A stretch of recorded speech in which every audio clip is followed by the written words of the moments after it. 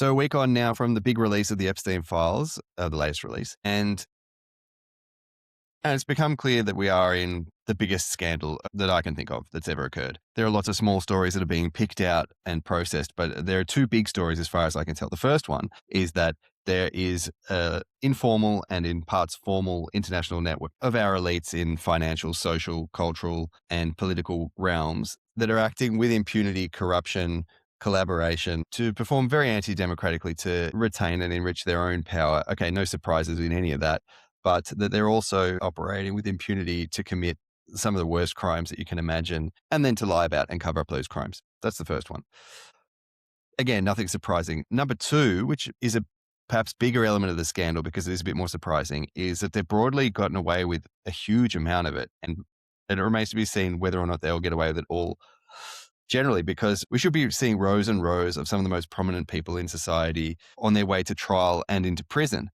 But we're yet to see any of that. The accountability is basically zero. And not just that, the calls for accountability from the political class, from the press, and from all of the systems that exist to prevent this type of stuff from happening have also been relatively silent, to the degree that it remains to be seen whether there'll be any consequences for all these very, very bad faith actors.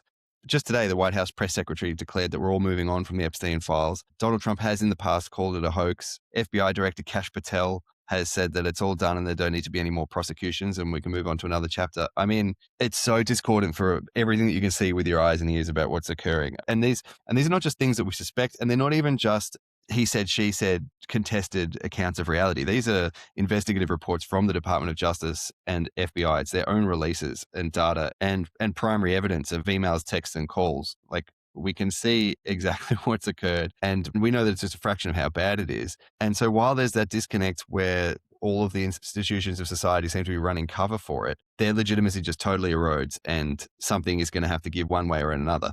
I like to believe that our civilization can stand up to this test and that we will start to see the rows of arrests and prosecutions. But so far, there hasn't really been any sign of that. No sign of great inquiries, investigations. I mean, there's pressure for resignations here and there, and there have been some resignations, almost all outside of the US. But, if I was, say, working at McDonald's and selling weed to teenagers and I got caught, I would expect to have to face police charges for that and account for the crime that I was committing.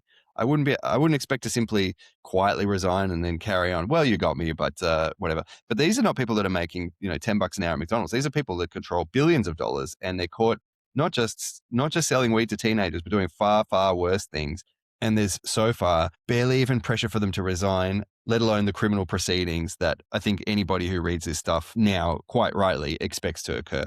So either that will happen and we'll get the rows of basically everybody you've heard of in public life going to jail, or we completely erode all of our systems of media, politics, judiciary. Our institutions become so hollowed out that we're going to need to build new ones. And who knows how ugly that could get. Exciting times. Alarming times. Hope you're doing well.